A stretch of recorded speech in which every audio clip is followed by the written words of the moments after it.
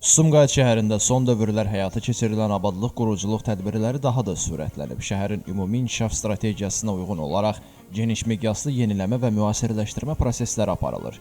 Bu işlərin böyük bir hissəsi isə Abadlaşdırma Təmir-Tikinti İdarəsi tərəfindən icra olunur. Qurumun əməkdaşları hazırda şəhərin bir çox nöqtəsində çoxmənzilli yaşayış binalarının girişlərini və həyətə bitişik sahələri mərhələli şəkildə yeniləyirlər. Aparılan işlər çərçivəsində girişlərin rənglənməsi, təmir olunması, pilləkən qəfəslərinin bərpası, işıqlandırma sistemlərinin quraşdırılması, eləcə də həyətlərin abadlaşdırılması istiqamətində geniş tədbirlər görülür. Məqsəd yalnız mövcud infrastrukturun bərpası deyil, həm də sakinlərin gündəlik rahatlığının artırılmasıdır.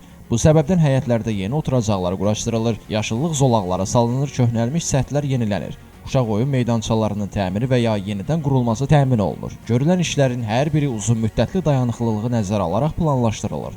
İşçilərin peşəkarlığı, istifadə olunan materialların keyfiyyəti və icra intizamı Sumqayıtda aparılan quruculuq tədbirlərinin daha səmərəli nəticə verməsinə imkan yaradır. Abadlaşdırma Təmir-Tikinti İdarəsi görülən işlərin davam etdiriləcəyini, müxtəlif mərhələlərdə və yaşayış komplekslərində növbəti mərhələlərin artıq planlaşdırıldığını açıqlayıb. Elvin Qudrətov, Şəmistan Fikrətli, Elbrus İsmailov, bu gün informasiya proqramı üçün.